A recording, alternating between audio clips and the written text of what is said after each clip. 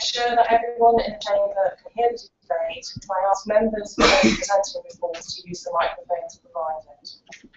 Spare papers are available over to the left of the chamber. Finally, the meeting will be filmed by officers from the Combined Authority and streamed live on the Notice of Council website. Moving to item 1, appointment of Chair and Vice Chair. Can I ask for nominations for the appointment of Chair of the Combined Authority?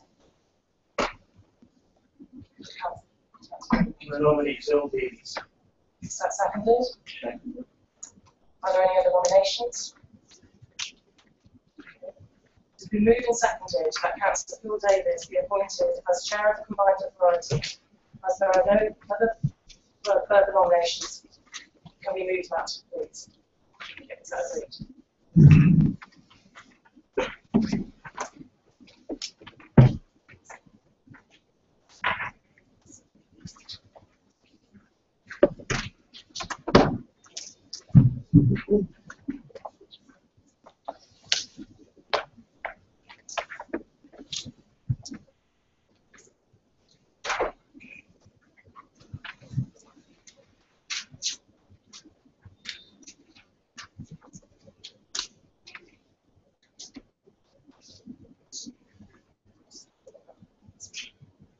Okay, can I thank members for their support, and as I said in April, it's a huge privilege for me to be elected as the chair of the City Region, the City Region Combined Authority. The Combined Authority, I think, is going to be a really important body in terms of attracting additional investment, jobs and growth to the City Region. So it's an absolute privilege to be nominated as chair, and I look forward to working with all members and all of our partners. And I think it's particularly pleasing that we've got this meeting at the time of the International Festival for Business, which is a fantastic opportunity to showcase the best of the business community and the work that we're doing in the City Region, not just nationally but internationally. So thank you one all for that support. Okay, I'm now going to move on to invite nominations to be made for the appointment of Vice Chair of the Combined Authority. All right. Nominate Councillor Round. Is that seconded? That's right. So can we agree that Councillor Round is duly nominated as the Vice Chair of the Combined Authority? Is that agreed? Thank you very much.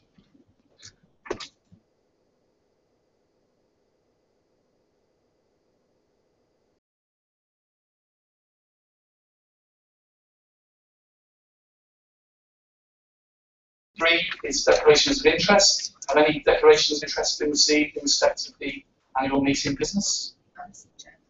Okay, thank you. That then takes us on to item 4, Liverpool City Region Combined Authority Constitution. And I'm going to ask Angela Sanderson to present this item. Angela. The report to members is straightforward. As members are aware, the Constitution, which was approved at the inaugural meeting, was the product of a collaboration between legal and democratic services officers of 6 councils and Mersey Travel, and its provisions were approved by the 6 councils prior to being approved by the Combined Authority. Whilst no amendments of the body proposed today, I am mindful that the Constitution needs to be fit for the purposes of the Combined Authority, and as such, it will continue to be kept under review, and any changes which are appropriate or necessary will be brought forward. In the meantime, there are a number of issues for members' attention today. Firstly, it's good practice for the authority to confirm at the start of each fiscal year how it wishes responsibility for its function to be met, whether by reserving responsibility to itself or by delegating responsibility to officers or its Transport Committee. And the report recommends to members that Part 3 of the Constitution is reaffirmed for 2014-2015. The report also notes that there are appointments to outside bodies which were previously made by the Integrated Transport Authority in respect of transport functions. Unless the authority wishes to deal with these appointments itself, it is recommended that this decision be delegated to the Mersey Travel Committee for consideration at its next meeting. Item 5 of the agenda today relates to scrutiny arrangements for the authority. Whichever way the authority decides to progress this matter, it will be necessary for appointments to be made to the scrutiny panel following receipt of nominations. In order not to delay this process of formal appointment to the next meeting of the authority, it is requested that authority to this power be delegated to the authority's head of paid service. And finally, the authority needs to have an audit committee. The Constitution provides for it to have 6 members drawn from the authority, the Mersey Travel Committee and the scrutiny panel in such proportion of the authority shall determine. The questions for the authority today is how do you wish the audit committee to be constituted in terms of its proportions, and who will be the authority's representative or representatives on the committee? Those are the issues. Thanks, Sarah. So just picking up on some of those issues, can I refer members to paragraph 3.6 of the report on page 3 with respect to the establishment of an audit committee of 6 members? Can I propose that the proportion as being 2-2-2 between combined authority, scrutiny panel and Mersey Travel Committee? Is that agreed? Yeah. Okay, so that being agreed, can I ask for nominations from the combined authority members for 2 members to sit on the audit committee?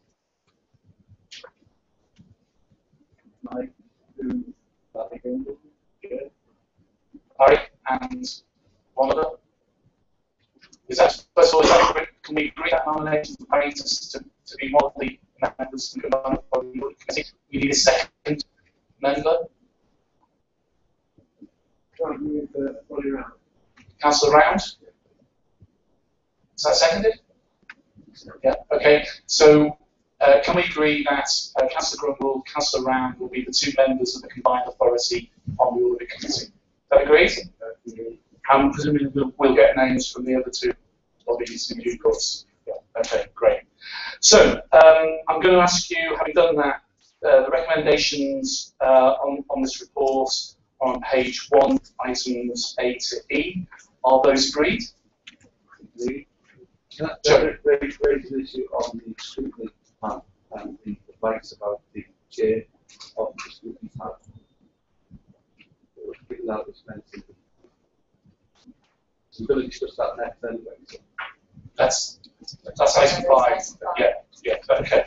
So can we agree those recommendations on constitution? Is that agreed? Okay, thank you. Okay, that takes us then to the item 5, scrutiny arrangements, and I just want to check. Can I check that members have a copy of the supplementary paper circulated yesterday to report the comments received on the paper from opposition group leaders and independent members of 6 local authorities? Has everybody got that supplementary paper? Yes. Okay. Okay, I'm going to ask Dave Parr, the lead officer of the scrutiny, to present this item. Dave. Yeah, this report invites members to consider the scrutiny model for the combined authority. And that model that's advocated in this report is consistent with the combined authority's constitution. The proposed model is that each of the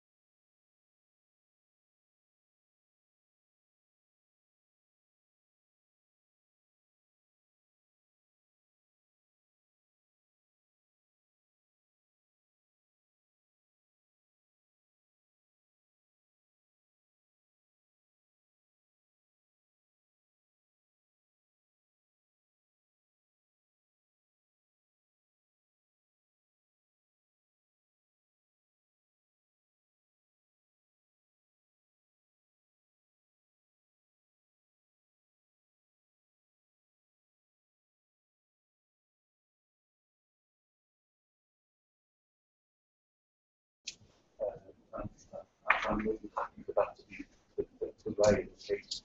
It's not completely satisfied, that government will be satisfied with that. But I fully agree with, I don't think they understand how we operate in the medical position and stuff, and how we organise our activities. And that my suggestion is that we write to them to say that whilst we accept your points about that conflict, I'm more than happy for the scrutiny committee to choose to change. Okay. Okay, so I mean, my suggestion on this item, members, is that we note the comments of the in the supplementary paper that we've received from the opposition group leaders and independent members, but we support the recommendations on item 5 on pages 17 and 18 paper. Is that agreed? Okay, thank you very much.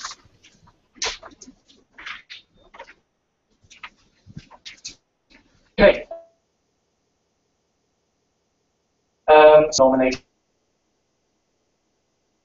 and appointments, and we have I think we have a paper that's been tabled today, which kind of sets out, following the annual meetings of the various councils, we've been advised of their appointments of members to the Combined Authority and their nominations to the Mersey Travel Committee. Hopefully,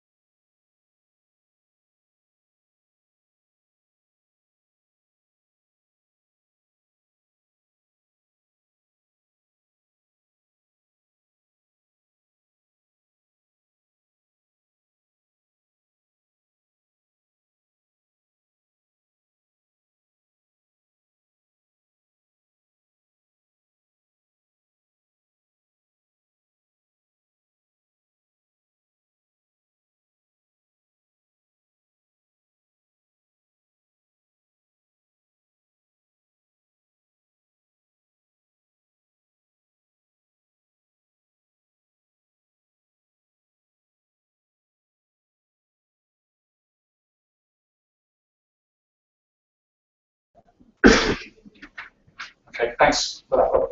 So I'm going to ask you, can we agree the recommendations on page 37, A to B? Those agreed? Okay, that's great. So that brings the annual meeting to a conclusion. Thank you for that. We will now move on to the ordinary business meeting items on the agenda. Okay, so I'm going to go straight on then to the business meeting, and item 8 is apologies. Any apologies already noted will be minuted. We didn't have any. Item 9, declarations of interest. Again, can I ask, have any declarations of interest been received in respect of the ordinary meeting business? No, Thanks, Angela. Okay, that takes us on then to item 10, minutes of the Combined Authority on the 1st of April 2014. Those minutes are attached. Can I ask, are they approved as a correct record of the meeting? Thank you. Item 11, Liverpool City Region Growth Plan and Local Growth Fund submission. This item is a very important item concerning our growth plan and the accompanying growth deal. I'm delighted that Mike Palin from the LEP is here to take us through this. Over to you, Mike.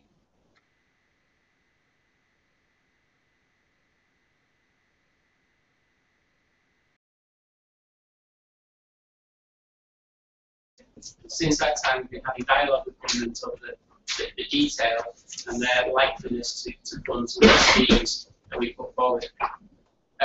To date, the majority of the discussions have been about funded schemes, but we also included offers and asks, sort of delegated powers that the city region might want. And over the next few months, we anticipate that will be the main focus of attention. As a reminder, we asked for £250 million worth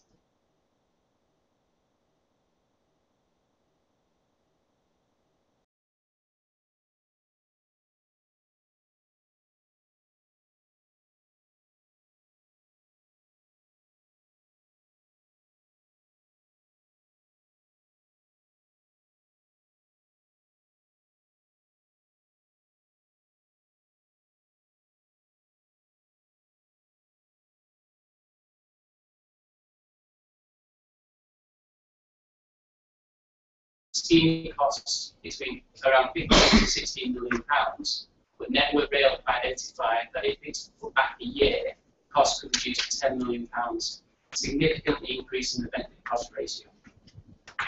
The second development of the recent months is that government have invited us to bid for growth hub funding. This is to help coordinate business support across the city region. Many other areas have already benefited from this funding. We missed out in an earlier round. We bid for £1.5 million and been receiving encouraging signs. Governments do require us to stick to certain rules around the model, but we're hopeful that they, in the next week, 2 weeks, they'll confirm that funding too.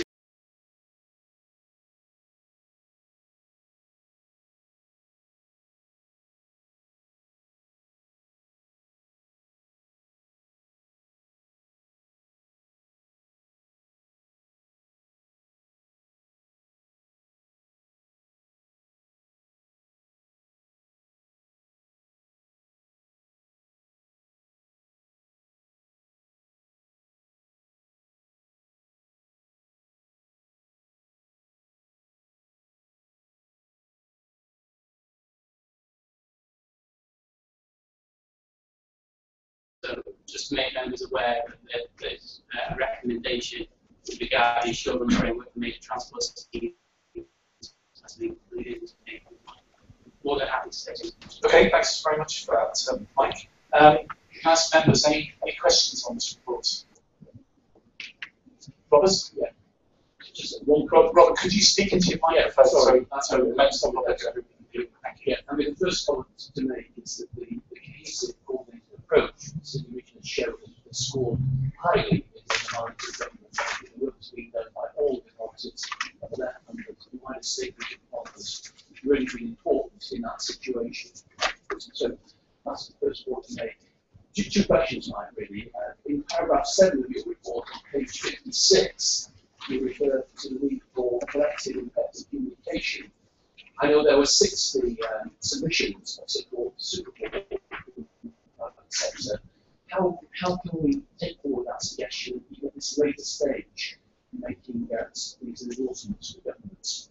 Secondly, I know that the Citizens recently published a publication which sets out the possibility of a framework either for Labour government or alternative governments. Do you have anything else to say on that subject to help future governments might operate in this particular space? Thank you, Chair. In response to the second question, we're very aware that the existing administration, but also the Labour Party, have now committed to LEPS being a model that they will maintain post the next general election, and that they see the evolution of funding to local areas as being something that they will encourage. We believe that the model preferred, certainly by those developing Labour Party policy, is for a joining a relationship between LEPS and combined authorities in the local area. And they think that is the best model by which they can devolve funding.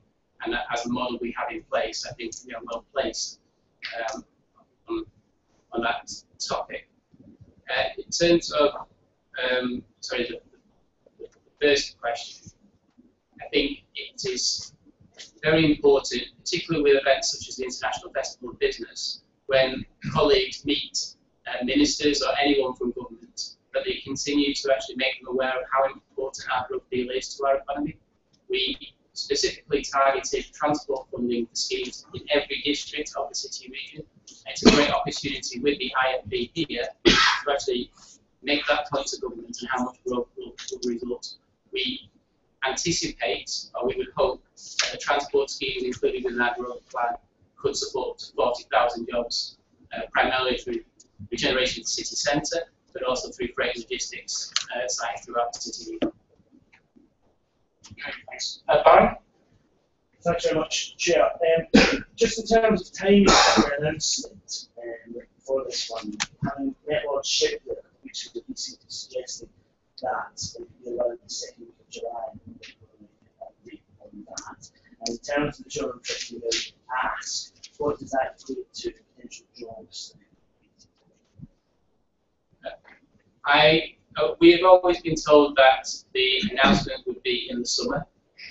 Given the parliamentary recess in the third week of July, I think we can expect the announcement second to third week of July. The government will be keen to announce before the parliamentary recess. In terms of the jobs that we hope will be supported from our growth fund acts, we identified 5 strategic projects in the city region, and we targeted our funding against 2 of those because they are employment generating projects. Liverpool City Centre as the economic hub of the city region, where we estimate that there could be up to 20,000 jobs created in the city centre over the upcoming years, and also the freight and logistics hub, so key sites such as Parkside, 3MG, making the city region function better as a freight and logistics hub. The key sites, if brought forward, could house up to 20,000 jobs in the city region. Okay. Any other points? No? Okay. If not, can I ask members if you will agree the recommendations as set out on page 49, A to C? Are they agreed? Thank you very much. Thanks, Mike. Okay, that takes us on then to item 12, freight and logistics in the Liverpool City region. And obviously, it's the IFB, it's entirely appropriate that this week is the Maritime Energy and Logistics Week. I've been to a couple of events myself, which have been really good. So it's appropriate that we should be spending time considering the position of freight and logistics in the city region. And Jeff Fitzgerald, the lead officer for economic development, is going to take us through this report. Over to you, Jeff. Thanks, Chair. Inevitably, this report crosses over other items that are on the agenda, given the significance of things that have already been mentioned, not least of which the reference to the growth plan and what may or may not be negotiations that we're just discussing. What we've set out in the report is tried to capture as succinctly as possible what is a very complex and very dynamic set of issues, but great opportunities for the city region as a whole, some of which have already been referenced. There's the interrelationship between the transport opportunities, some of which again are referenced in the growth plan, and the site-specific opportunities around logistics, the success that Holton have made around the Mersey Mobile Gateway arrangements, and the new opportunities arising from the new bridge, of course, will clearly be a key part of this. And the real driver for this, I think, will be the success of Seaport and the whole of the 2 containerisation investment that's ongoing at the moment, and the pieces of work that are trying to map out the transport and the connectivity arrangements that will ensure that the city region connects to the optimum horizon and that opportunity and others around freight and around transport and the interrelationship between those 2 things. There's a number of other pieces of work which I won't go into with the detail of today, Chair. Suffice to say that we're trying to bring these together in the form of a coherent kind of action plan that will set out the opportunities, the benefits that will accrue to the city region collectively from the different offers and opportunities that are available, and the coordination of the action and the energy and the push and the lobbying in some cases that will need to be done by the combined authority and the parties around that. I aim to bring that back to you in the next couple of meetings, and on the work programme as an item around the super reporting report access that will be brought forward by Secretary in the autumn. That's clearly again a subset of this particular issue. Happy to answer any detailed questions, or more importantly, Mike will be able to answer. Mike can answer the difficult questions. Okay, thanks, Jed. Comments, questions, members? Roberts? Yeah, yes, if I might. The Prime Minister was here on Monday this week. Spent a little time within that report. He understood completely the impact, benefits, and reach, not just for the Liverpool City region, but up north to the benefits it will bring. Liverpool is at the heart of that great scheme.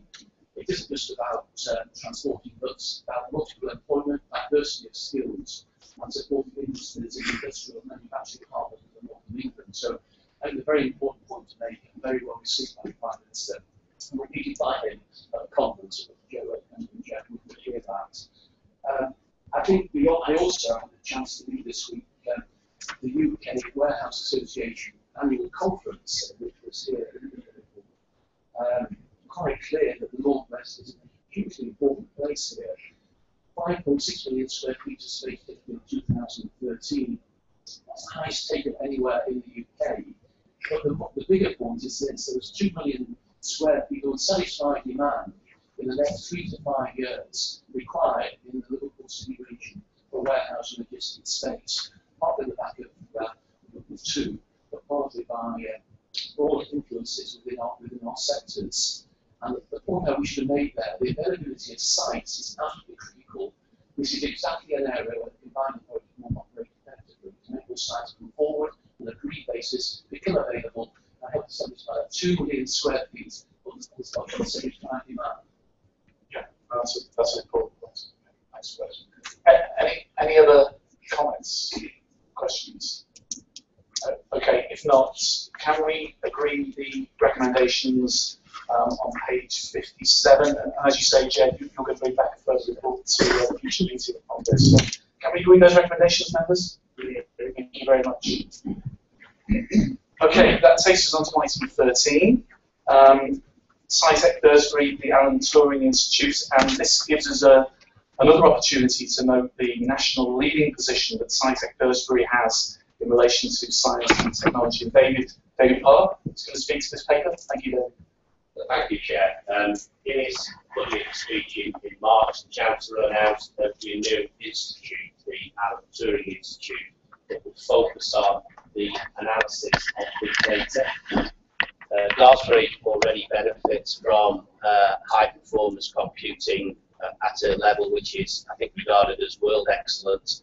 And the proposition is that we submit a bid when the process opens. The process has yet to open formally.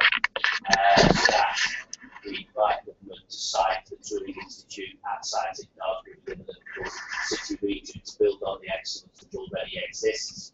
The competition will be strong, but as you will see from the report, we have significant support from both Liverpool University, from Manchester University. The universities were very significant in their influencing government on this.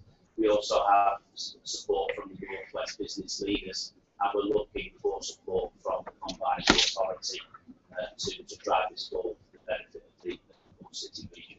I'm happy to take any questions, Chair. Thanks, David.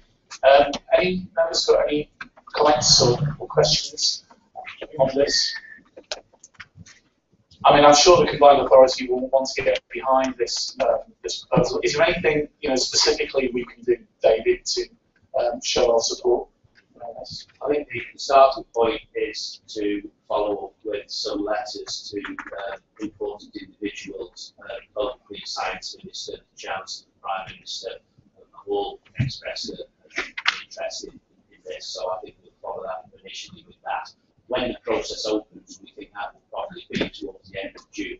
We will then need to mobilise our support, both from the public sector and the private sector, particularly the business sector, but obviously we're looking at local enterprise partnership, local authorities and the combined authority. Okay, so I'm sure we can agree the relevant letters of support that can go from the combined authority. So that's fine. Keep us posted on this. It's an important project. Okay, so can we agree the recommendations on page 63 of this report? Are they agreed? Thank you. Okay, that takes us then on to item 14, EU governance arrangements 2014-20. And I'm going to ask Carol Hudson to take us through this. Thanks, Carol. Thank you, Chair.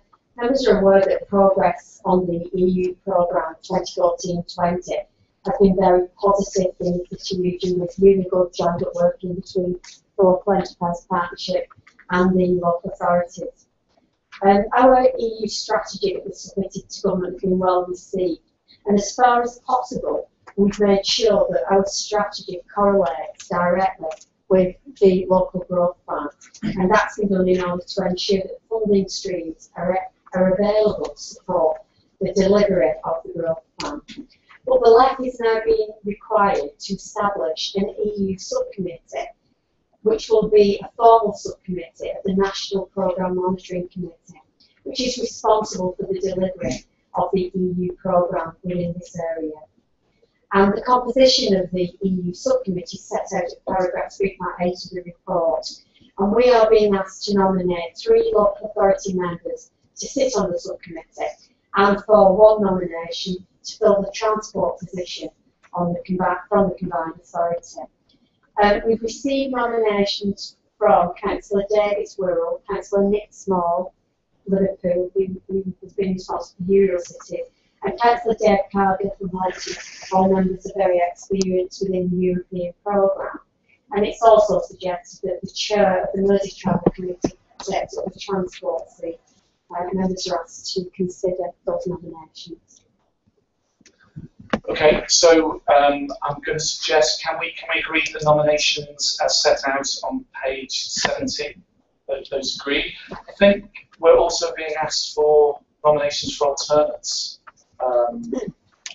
Carol? I thought it was important, Chair, that we got this underway. It could be delegated to me in consultation with the leaders to seek out alternates. Okay. The trouble we had last week was none of the AGMs had taken place. Right.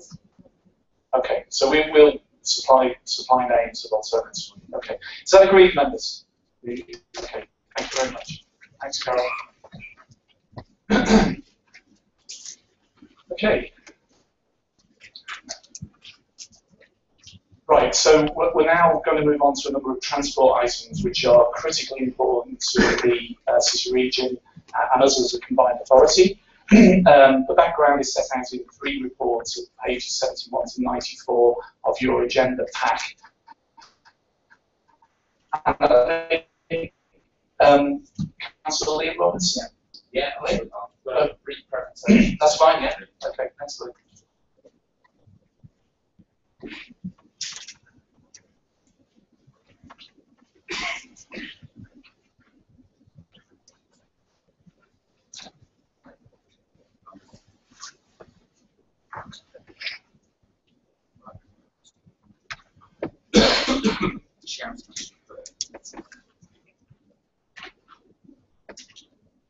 Yeah, thanks. We thought it was useful for members just to give you a full strategic presentation, really, to introduce the 3 papers, because whilst they're all specific to the areas they deal with, they're all obviously interlinked and complementary to the different project strands accordingly. Effectively, in the overview, as we all know, transport is vital to our local economy. The better our connectivity, the better we have the ability to grow our economy, but also attract investment, which hopefully stimulates further economic growth and jobs that should come with that as well. And actually, rail as part of our transport network is absolutely key to the city region. We have one of the best local rail networks outside of London, here in the city region, but we're very conscious that we need to maximise its impact and how we can improve it further into the future to make sure that we actually match demand that we know is going to be there, but also plan for additional demand that we want to actually stimulate as part of growing our local economy. So there's 3 key work strands that we're working on at Mersey Travel as part of that. One being the long-term rail strategy, the other being Rail North, working with our colleagues right across the north to get more devolved responsibility for the Northern and Trans-Pennine Express franchises, and also the impact of HS2, how we welcome the government's initial proposals, but how we're doing lots of detailed work actually to argue something even better than what's currently proposed. As I mentioned just before, transport is absolutely vital to our local economy. As we know, the government is changing the way that funding for transport is working. Traditionally, it used to be on a formulaic approach. It's much more now on a competitive bidding process. That's wrapped up both in the local growth fund, but also as part of our own local growth plan. Transport actually has formed a key strand of that. In fact, 13 transport schemes with an approximate ask of £111 million, are key to that local growth plan that LEP has submitted on our behalf to government as part of that bid. Obviously, transport and rail itself is key to our local city region economy. As we can see, there's a lot of economic changes in our local economy, very much focusing on high value, high GVA employment. And we hope with a number of schemes that are currently proposed, that will only accelerate that. And in terms of transport, it's absolutely vital to have a transport network which supports all of that, because it's going to be even more dependent on commuting into the city region from outside, as well as great commuting opportunities from within the city region accordingly. The graphs on the slide really just show you how, at the moment, the blue line demonstrates how there's a baseline scenario of increases in total employment. The red lines actually show the potential for significant increases on the basis of some potential policies and projects being delivered accordingly. Likewise, this slide just demonstrates the potential for growth on our local rail network. And broadly speaking, it shows that growth over the next 2 decades could be anything from 40% growth over existing demand to anything up to an extra 100% of extra growth and demand on our local rail network. So it's vital we actually have a network which can cope with that demand and actually potentially use that as stimulus for growth accordingly. Obviously, a key part of that is the long-term rail strategy. This is very much about distilling a clear vision, a clear set of priorities we want to see for the city region's rail network over the next few decades. It's very much looking at a number of the ongoing regeneration projects and how can we use our rail network actually to maximise all of that.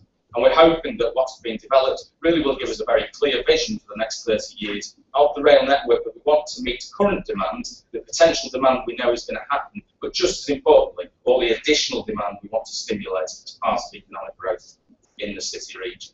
And the best way that I can conceptualise this for you is to show you a couple of the pressure maps. The left-hand map we have of our current rail network, without boring too much of the details, shows that much of our network is in that light blue colour. It can cope with, in terms of capacity, with existing demand. 20 years' time, we look at the map on the right-hand side, and much of it is red, and actually more than red, it's gone into the purple. It actually shows we will be significantly constrained by capacity. So we need to make sure we plan for that now, so we can provide that additional capacity to make sure we can cope with that. So we don't, it will hinder our potential to grow our local economy. As the report showed, there's a number of key strategies of how we want to do that, things like enabling capacity in the city centre, potential new stations, things like halt and curb that was mentioned previously, improvements on the city line. Without taking you into too much of the detail, here are some of the ways that over the next few decades, in fact the next few railway control periods, as they call it, the rail industry, slices up its planning phase into 5-year slots, of how potentially those improvements can be delivered over the next few decades.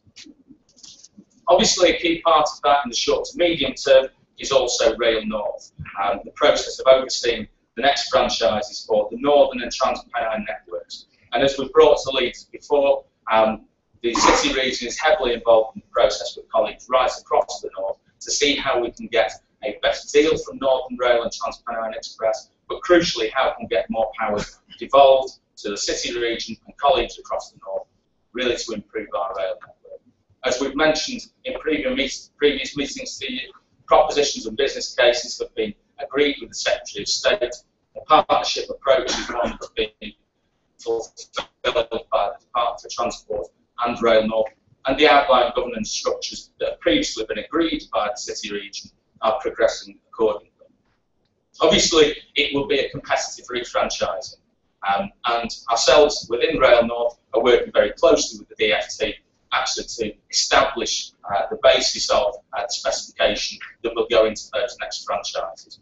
This last week, the DfT has published the prospectuses for those next franchises and has launched a public consultation which sets out some of the main challenges for Northern and Trans-Pennine Express and some of the different options at how we can meet those challenges.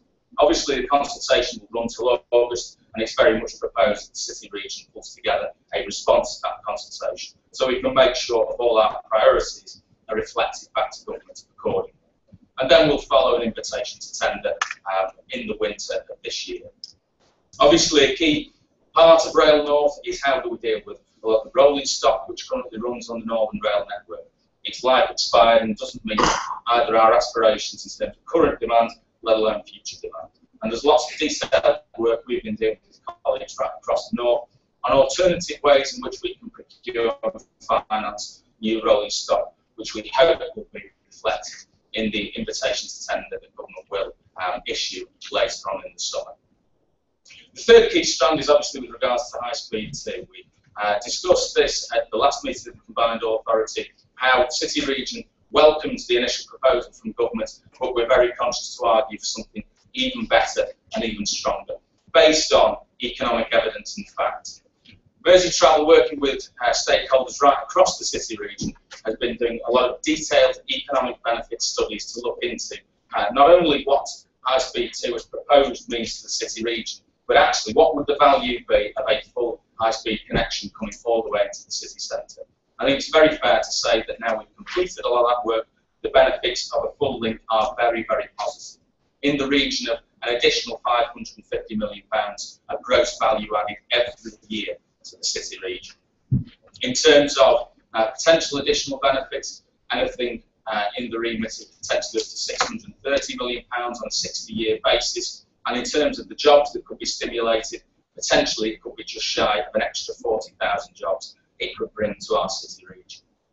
Added to that, the potential uplift in residential values in the city centre of a full high-speed link could be in excess of £180 million. It could require us to actually need to construct an extra 10,000 homes, and the business rate uplift that we could see every year could be in the order of an extra £30 million. We're very pleased about the fact that a lot of that economic study work actually gives some very strong points of how potentially we can get an even better offer from high speed 2. And it's very clear by doing that work, we can actually present a united case on behalf of the whole city region, both the combined authority, the LEP, the public and private sectors, about how we want to see a full high speed link that comes all the way to our city centre.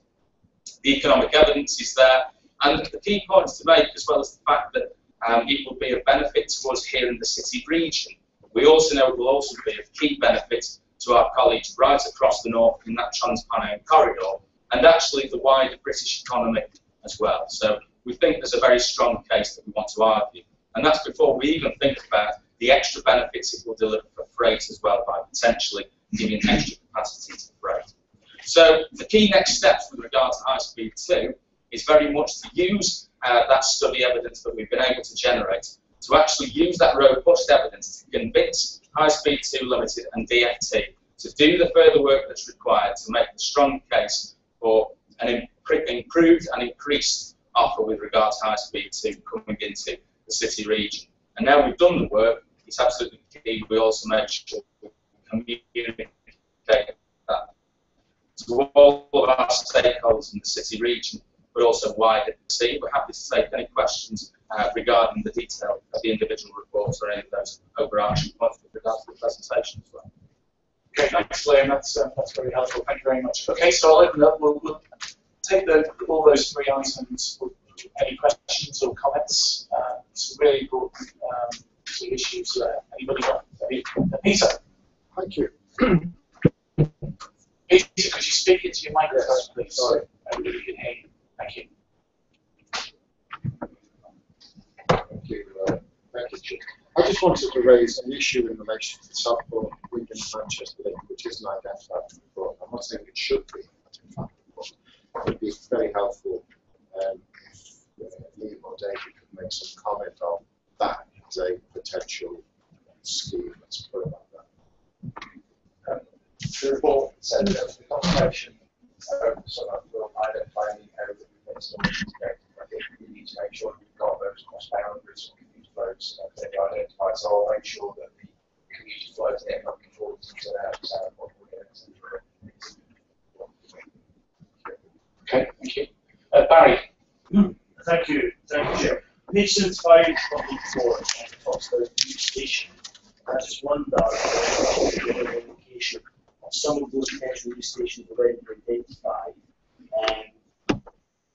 and if so, what kind of time frames should they explore with it in terms of funding? How do they fund it as well? What we're going through this process is capture all of the aspirations to new stations. So there are a number, it's 30 odd homes to region. And what we're trying to do is put in a framework so that we can understand the overall benefit of individual sites and site-by-site basis. So we're in discussion with local projects about a number of those that have more potential than others at this point in time.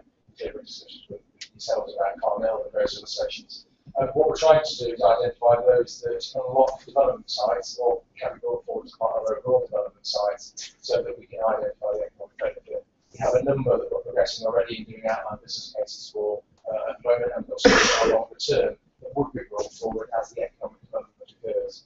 Some of those have been funded through mainstream rail funding, some of those have been funded through Liverpool City Region funds, so our capital programme.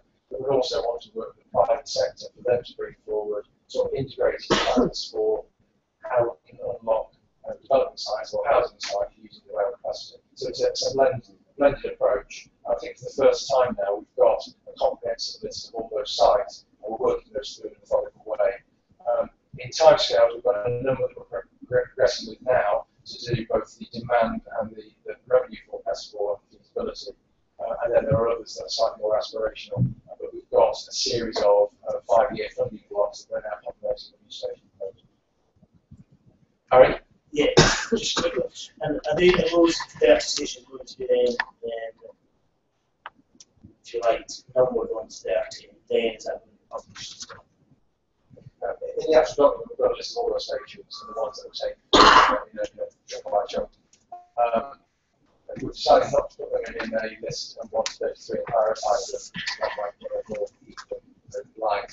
So we're trying to put them in a framework and identify them back to the economic positivities of the growth. So we've got all those stations, and I'm sure the ones that you all recognise. That's fine then. Okay. Robert? Yes, thank you. A number of points on that, Chair. First of all, an excellent presentation. Really, really grateful for that, and we highlighted some key areas. And particularly to see the long-term strategy focusing on economic growth rather than simply people movers and freight movers as much as possible. Just on HS2, I try to reflect for a moment on where we've come from in the last few months, because it is substantial, and the contribution of a number of partners have been absolutely critical. In the last few months, we started out with probably in January last year, and at that time it was really a very big focus what we need. Since then, the full HS2 on the Liverpool Direct has been argued and brought forward. The HSP2 board, the Code Task Force board, both in Liverpool. The freight capacity east-west on Liverpool 2 was really unheard of 15, 16 months ago. It's now firmly on the agenda, and we believe government now listening to it in place for those directly. So collectively, I think it's been a very successful exercise. What I think we have to do more of is engage the private sector who don't really understand what's been happening. It's a complex and fast-moving situation. To try and articulate those changes and the support we need is something we have to address in the few months ahead. Something I'll let him do, Chair, but I just want to emphasise that we have to engage the private sector more. Once we have a fix on where we are, I think we should be out there, but the work being done by partners, including more than 20 miles more, has all been very helpful in this overall exercise. I think also, just on that east-west story, it's not just about Liverpool 2 radiating out to the rest of the north.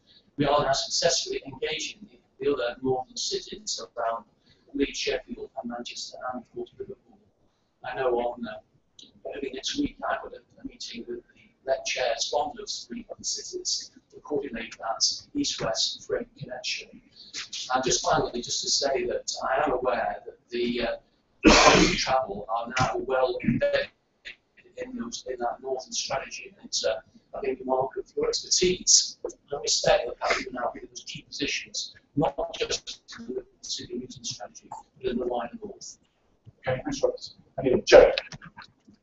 Well, I've got to do my comments on the next report, so on HS2, given that the last debate. Yeah, we'll take all three items together.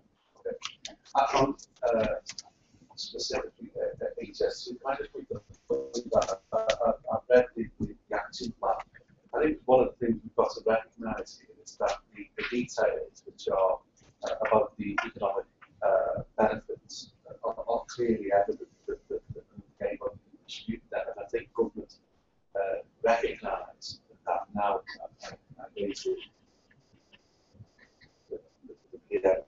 was here on Monday, and I think we need to continue to do that. But for me, the issue is around that economic case going to HS2, for instance, and the DFT. And if you like, getting lost in the melee in terms of, as Mandarins speak to greatest respect to Mandarins, and the argument will be, well, they would say that, wouldn't they? For me, you need to now, I think, explore not only how we make the case and win the hearts and minds of people, business and the residents of the city, because I don't believe that people really understand how detrimental it would be to the city region if we don't have a spare coming into lives. It really will be lost to us, that economic impact and economic benefits. And so, my belief is that the case can only be won if we get wider political support and business support. It has to be a joint approach, and we can only do that if we recognise the fact that we have to invest to make our case. We've got a window of opportunity that is only probably a few months. Obviously, we're into election mode now with the main political parties, and the conference season has come upon us. I think we need to establish a presence at those conferences. We need to engage in 20 miles more. We need to engage with the city region businesses. We need to highlight the economic benefits to all businesses within the city region. If we lose the opportunity, it will be lost. It will be gone. I don't think we'll get it back again, because the case will then be, well, here's the argument about the full cost of HS2, and we want to try and add on to that. I think it's a timely opportunity for us to make the case really strongly. And I would urge the combined authority to get our officers to look at how we can financially support the lobbying argument and case. We've got to do that. We've got to have a report that is independent of ourselves, with what we recognise as the case and the answers. So I know Mersey Travel are doing some reports, but we've got to have that private sector backing of that. We've got to have their commitment to it. And we've also got to have somebody independent that can produce and provide that information to government, HS2, DFT, and say, this is the economic case and the economic benefits of it. It would be absolute madness not to take that on board. And if we don't make that case, and we don't lobby it, don't present that as strongly as we can, then that window of opportunity will be gone. And my fear is that it will be gone for a long time. So I really do think that officers need to look at how we can support that. I know that that's made some financial support to look at how we do that. The information that we've got is fantastic, but it needs to be put in politician speak, so that we get those in power and those who potentially could take power to understand that it would be economic madness not to create a link into Liverpool. And of course then that opens up the debate around the connectivity between West and East, because it isn't just about London, and it isn't just about speed. It is absolutely essential that the Superport gets the ability to move freight from the Superport and across the rest of the country.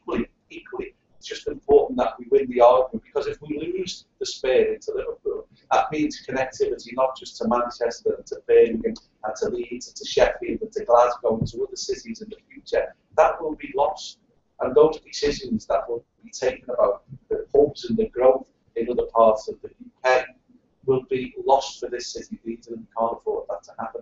So it's great news that we get HS2. It's fantastic that it connects up to Manchester and it actually reduces time. What we want is a high-speed link into Liverpool, but more important than that, it's about the freight and the capacity to move that freight. And we've got a short period of time to win that case. The conference season is absolutely essential and important that we make that case and we lobby and win that support of those who have influence on this decision being made. Okay. Can I ask Liam if you want to come back? Yeah, I absolutely completely agree. 100% that you said there, Joe, you're absolutely right on that accord. And I think one of the really important things is that, as Rob was saying about where we come from, if we were making this argument 12 months ago, it would have been on the basis of Me Too emotions. Now, obviously, we've got the hard evidence, which is really strong to back all of that up. However, now we've got that to be proved about, we've got to get out of the back of the drop, haven't we? And your point about making sure that we utilise that small window of opportunity is absolutely right. We have put together and circulated with partners a stakeholder communications plan. We need to crack on with that, and we need to make sure we engage with all of those different outlet partners that we can work with, both in terms of ourselves, through the Commercial Authority, through the LEP, through organisations like 20 Miles More, actually to maximise all of those opportunities accordingly. Can I, Yeah, Joe. I'll come back. Yeah, I mean, I accept your response to that.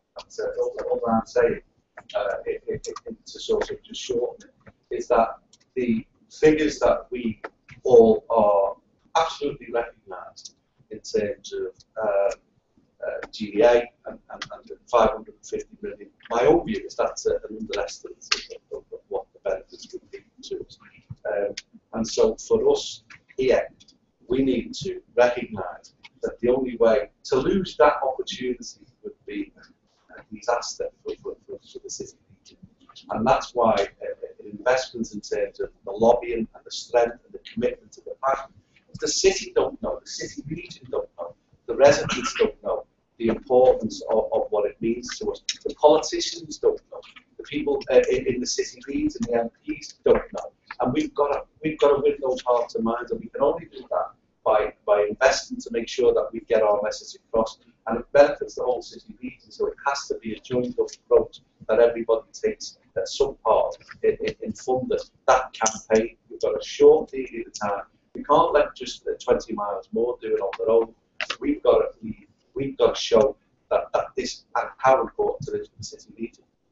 Okay, I mean, my suggestion, we'll come to it formally in a minute, that, you know, if you could take those comments, which I'm sure everybody will support as part of the kind of action plan, taking this forward.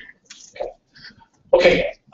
Any other comments on any of these three items that any members wish to make? Okay, I'm just going to take you very briefly through each of them in turn. So item 15 first, which is the draft long-term rail strategy. Can we agree the recommendations on page 71? Are those agreed? Yeah. Yes, thank you. Item 16, which is the high-speed 2 action plan, and surely Liam will and David will take on board the comments that Joe's made. So can we agree recommendations on page 79 of that report? Agreed? Yeah.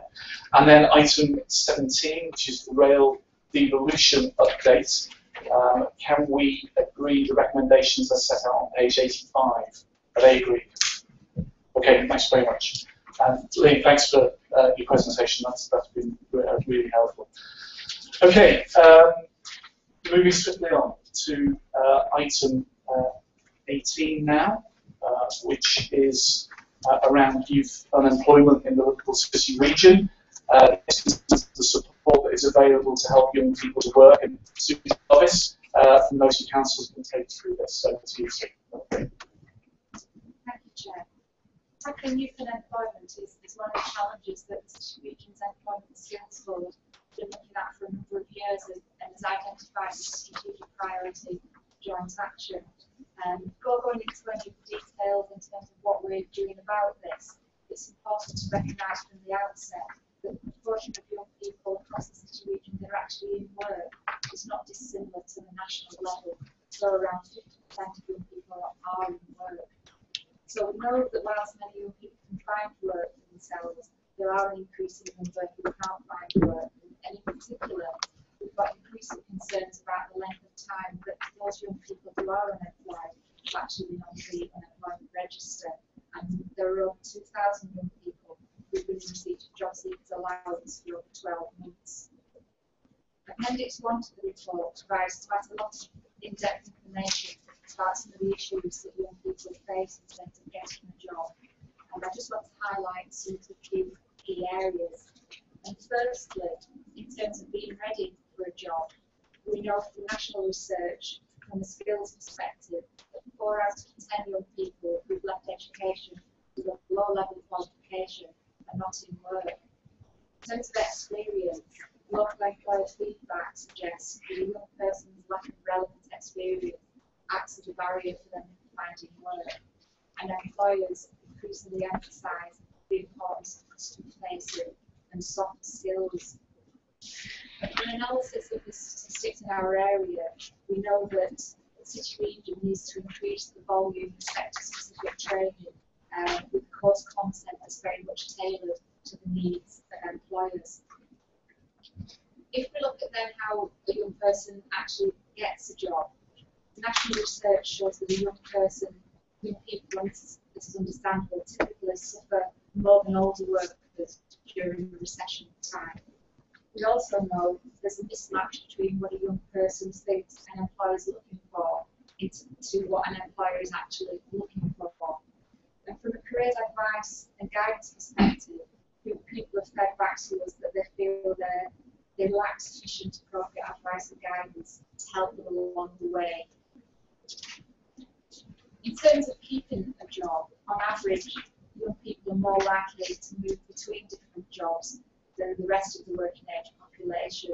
And this might be a lifestyle choice that a young person may choose to be studying and having a job alongside that. Nationally, though, young people are 3 times more likely to move from employment to unemployment. And one of the reasons behind this trend may well be because young people tend to be more likely to be employed in sectors in hotels and restaurants.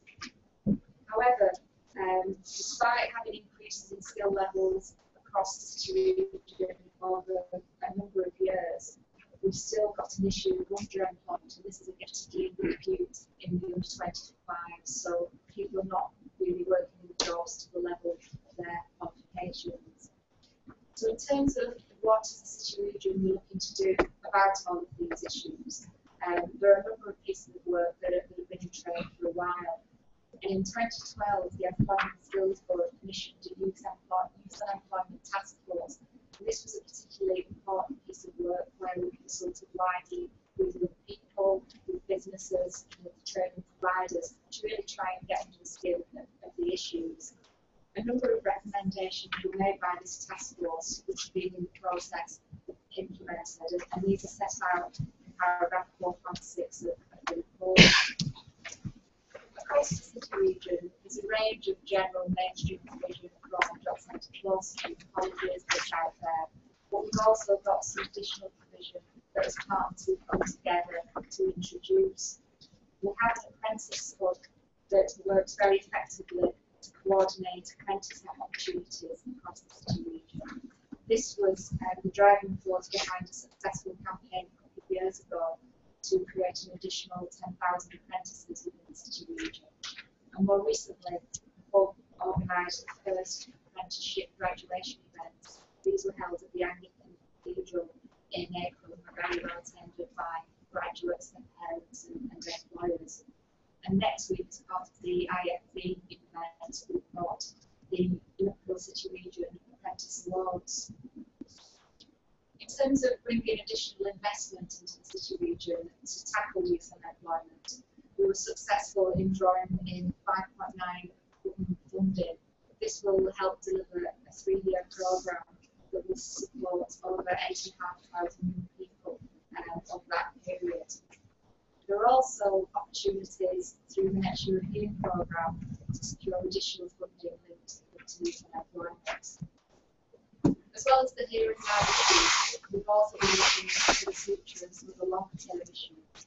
And through our skills growth groups that are producing key growth sector information, the city region's been able to identify current and future skill needs of key sectors. And we're using this information to inform college courses for learning providers and also young people and residents of the provision that's out there. This information has also been converted into careers, education and guidance materials into the banner of Jobs for Tomorrow. We've been able to make some short films on a range of job topics, and this information has been passed through to those schools and colleges who want the information. And the final element of this approach is the skills show at the IFB.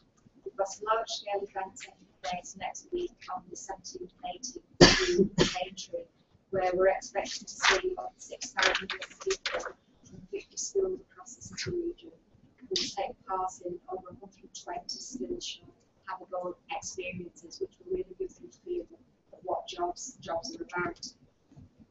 Just finishing off in terms of some of the areas referred to in the report, accountability around employment and skills is very important. And one of the key roles for the Employment Skills Board is to hold the providers of employment skills to account, to ensure that they're delivering the right skills for our local area to meet the growth needs. And the devolution of specific powers is one of the freedoms and flexibilities that is included within the growth plan, and something that over the coming months hopefully we're going to be making some progress with in negotiations with government. And just one final area to draw members' attention to. The combined authority has a duty to support councillors in their tracking of young people once they've left school. And in April this year, all councils introduced a new approach to this, which actually should enable a more effective targeting of engagement and advice and guidance services moving forward, and particularly for those young people who are not in employment, education or training. So it's a range of activity that's already there. I refer members to the recommendations of the group report, which are on page 95. I'm happy to take any questions. Okay, thanks very much, Sue. Joe. Can I just I mean, I agree with your comments around engagement with young people in education, to talk about the opportunities that may exist or may well transpire in the economy in the future. Could you just explain a little bit more? I'd like to see that on one of the recommendations that we actually look at a little more. Because I don't think we're doing, it's not a criticism, I'm just saying I think we need to have more of a focus. One of the frustrating things for me when I visit schools is have a chat with students and talk about what it is they want to do in the future. You've got no idea. And you don't know about the opportunities, the growth opportunities that exist within the city, but they're not really tuned into skills and that are needed and how they're going to develop it. I don't think parents are as well. It's a problem that we have. How are we going to improve that? And I'd like to see it as one of the recommendations that we engage with the schools representatives, whether it's the select committees in our local authorities or whatever, to a way of communicating the growth there and the opportunities that exist to get the skills up. Because it's about, I noticed there was a statement about meeting the needs of the students or the children that are pupils. I think we're also going to look at that and match that with what business needs are as well and identifying that. So can you answer that a little bit more about what we're doing and also explore that in some parts of the recommendation that we engage more with schools to get more cross-working between those, whether it's in the needs part or what we do in the future. Yeah, just to put those points and then really points that we really do want to take forward. And I think in terms of the position we're at the minute with our Skills for Growth agreement approach, and we've got a range of documents under the Skills for Growth plan of the growth sectors, they actually do match the employees identifying what policy they provide. And we said in the presentation, translating that to the material. But the hard bit is getting into the schools to have those conversations. There is an Ofsted requirement now around advice and guidance, and I think we need to play on that more, because we've got a number of schools that are very interested in this, and this is very clear when we're looking to get schools to attend the International Festival events next week. But for every school that wants to do it, there are other schools that are disengaged, so we do have to find a more effective approach to doing this. And I think by playing an extra recommendation, by playing this through combined authority route, and particularly around the responsibility around the tracking of where people, their destinations end up to be, we need to get that touch on that campaign and play that out locally across all the schools. I think it's a good idea to add that specific point, Joe, to the recommendations, because I noticed it was one of the areas that task force was looking at, wasn't it? Overhauling career support. So anything we can do to to address that issue, I think would be really good. I'm sure that's on the agenda, but perhaps we can make it a bit more explicit. Yeah, we can do it, and this afternoon we've got a meeting with the Employment Skills Board. Part of that meeting is about trying to focus down on small number of priorities, so we can take this recommendation back to the Employment skills board as a key area of work. Yeah, Joe? I mean, I accept this concept that some part of our approach is to do some of that. What I really do see, and that's people don't know for years to change the mindset, is that like yourself, that we look at the apprenticeships and work with the community. But I just think that in year 9, we need to get children focused on what the opportunities are. And we need to engage with businesses more, so businesses get into school and talk to the students about what those opportunities are. Because it's sad, but it's true, and it's across the whole city region, that students are motivated to think about what those opportunities are and those career choices. And I think we've got to sort of try and work through that. Now, if schools and head teachers are a barrier, well, let's bring the barrier down. So let's make sure that business and connectivity with schools in terms of having cooperation, talking about the skills of the future and the requirements for the future, that somebody's creating some sort of disconnect there, then we need to connect it. And that's something that I think needs to be the task force or another task force just to set up how we do that, because it's crucial. It's absolutely crucial, because that's why we end up with jobs being taken from people outside, because our young people aren't skilled or understanding or knowledgeable about those opportunities that exist. So it's fundamentally important that we start now challenging how we're going to engage with those at year 9 at that level to make sure we take notice of what's on offer. Okay, Ronnie? Thanks, Chair. Just to fully support everything Joe was saying there, Chair, because particularly officers in Oakley will know that I've been battling with head teachers and teachers in the other of Oakley for a lot of years as a school government in order to prepare young people for work when they leave school at 16 years of age, because not every young person wants to go on to further education or university. What they want is a job, and I think they have a right to demand a job, and we have a responsibility to provide that employment. But first of all, we've got to provide the means of that, and that should start at 14 years of age. Very difficult when you get the attitude of head teachers and teachers alone who say, it's not my job to provide employment. My job is to teach young people, and that's where it finishes. So fully support what Joe was saying on that. It should form part of the recommendations as well. The other thing that I want to refer to in the report is the 0-hour contract part of the report. Now, this 0-hour contract business, since this government took power in 2010, has seen whole-scale abuse of the 0-hour contract mechanism of work. It's something I think we should take seriously on board, combined authority, how we change some of the abuse that's happening within employment of the 0-hour contract. It is whole-scale abuse, Chair.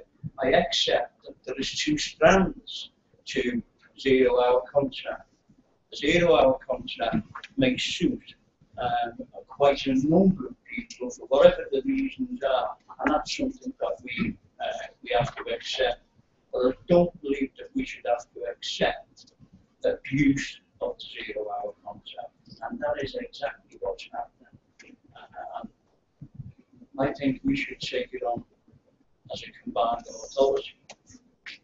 Local authorities should make sure that anybody who has contact with us as local authorities should ensure that there's no way that abuse of 0-hour contract should fit into that contract. We should be quite firm on that.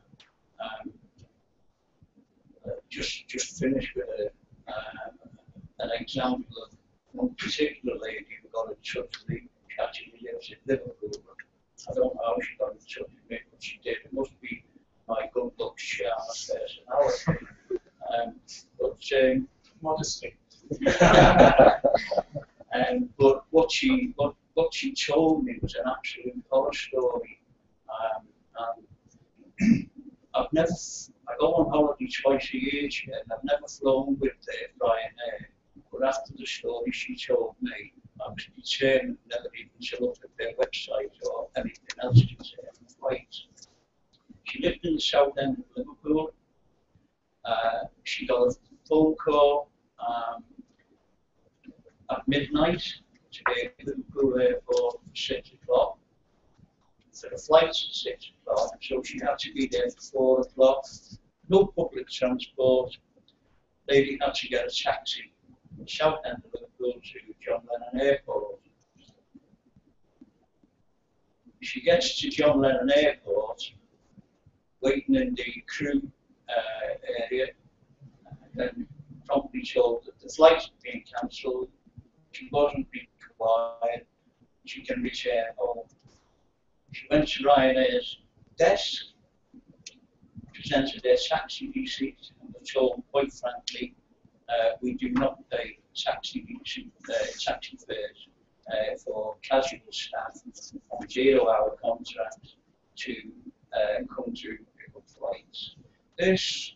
I've got a list of abuse of these 0-hour contracts here, and I think it's something that we should seriously take on as a combined authority, first starting within our own local authority to make sure that any contract that we issue does not allow abuse of 0-hour contracts.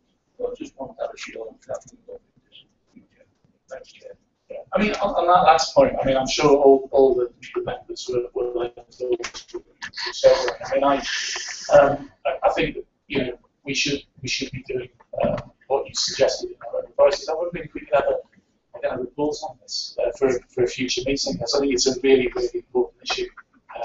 What practically, you know, we're doing, because we might be able to learn from each other in terms of what we're doing. So can I suggest that as a way forward?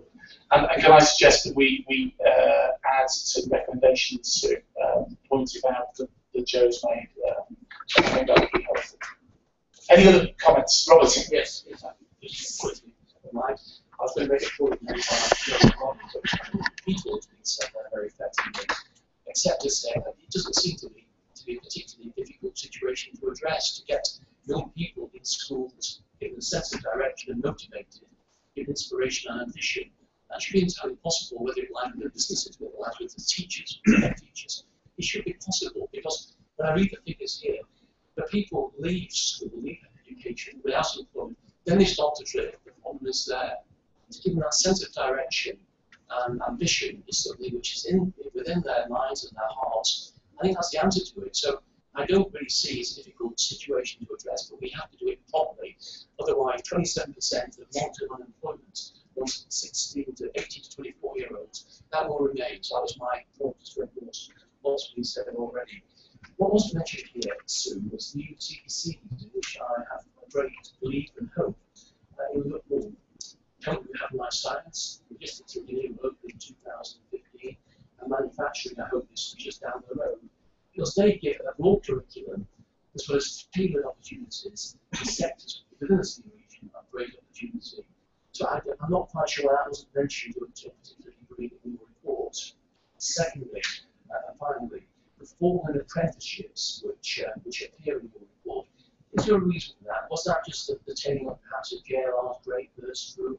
Or is it some problem though the SMEs who find it laboriously complicated to engage apprenticeships at SME level? So, in terms of the apprenticeship numbers, there's probably a number of reasons why the apprentices have dropped off. Not least that there's quite rightly a bigger push on quality from more steadily to apprentices, and also an extension of the length of apprentices with less than 12 months in previous years. So some of the criteria strengthened, which has meant some of the numbers possibly may have dropped off. I think there's a role in terms of trying to increase the number of apprentices, particularly around working with employers to get the opportunities coming forward. You can only have an apprentice when you've got the job opportunities that are there for young people to take up. So there's a range of factors that play into the apprenticeship figures.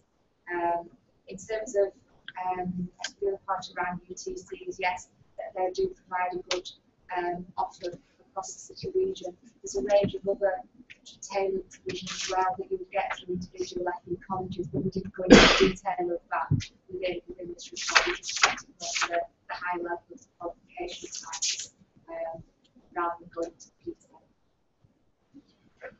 Okay, any other thanks for that, Sue? Any other points? So I'm going to suggest that we read the recommendations on page 95 of the report, but add to that the point that Joe made around breaking down the barriers to in schools to make young people aware of employment opportunities, to bring business into that equation, and then the point that Ronnie made about 0-hour contracts.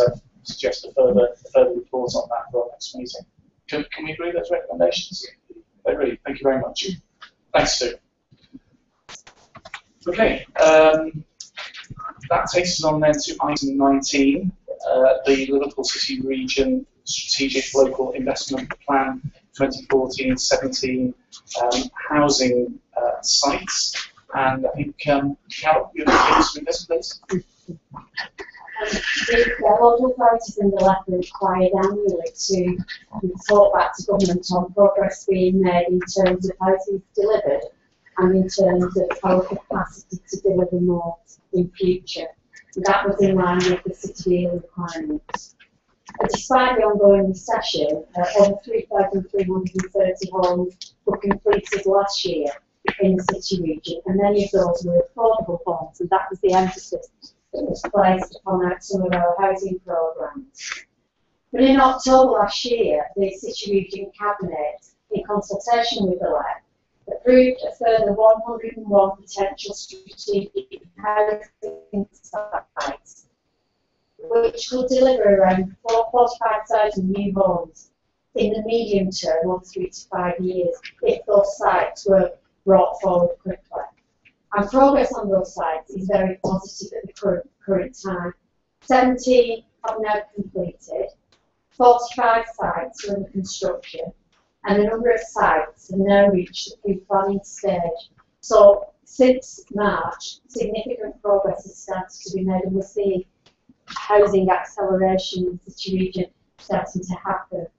In the longer term, we've also got quite a strong position in terms of capacity, as within the enterprise zones and the mayoral zones, we're able to create around a further 27,000 homes. That's possibly in the medium to longer term strategy, but nevertheless, we do have capacity in the city region, which does remove, in some boroughs, pressure on the green belt. We do, however, currently have 14 stalled sites, and we've been working together on those stalled sites with developers to identify the barriers to what is causing the problems and to try and find some solutions. And as a result of recent work, 3 sites are about to be brought forward to planning stage, but a number of other sites have got problems of contamination, high infrastructure costs, and some poor market conditions. And previously, the City Region Cabinet has advocated to government that where sites are heavily contaminated, we do require additional government funding in terms of government grants and not just loans. And we need to continue to make that position clear as we move forward. As a combined authority, we are working with Homes and Communities Agency to access a number of potential funds, many of these are new funds, to help support housing delivery per se. And those funds are set out in section 4 of the report.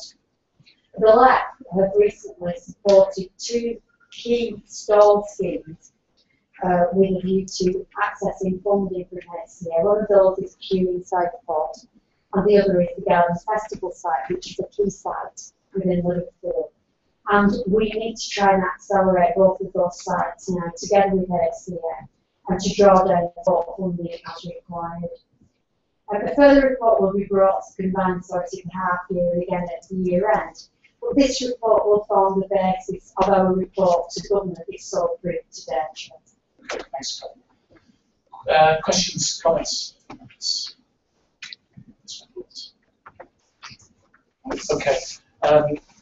Well, it's pleasing to hear that some of those sites that were able to get away, Carol, and I think we'd all welcome a kind of further updates on this in future meetings. So that's great. So I'm going to suggest that we agree the recommendations on page 111 of that report.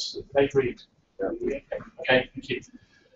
Okay, that takes us then to item 20, response to consultation on legislation relating to combined authorities and economic prosperity boards.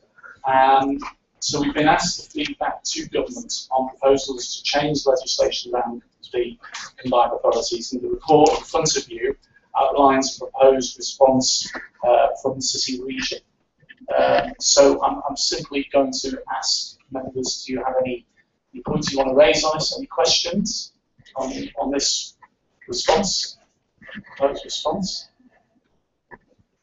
If not, can we agree that to go from the combined authority? Is that agreed? Thank you very much. Right, and on to the final item, item 21, which is the minutes of the Mersey Travel Committee meetings held on the 10th of April, 29th of May, and 4th of June, which are on pages 137 to 160. Can I ask if these are agreed? Agreed? Yes, okay. Okay, I've not been notified about any other items of urgent business, so finally, I'd just like to thank you, members, for your attendance, contribution at this meeting. Thank you to members of the public for your attendance, and to remind everybody that the next meeting will take place at 11 o'clock on Friday the 19th of September. So I look forward to seeing you all then, and I declare this meeting closed. Thank you.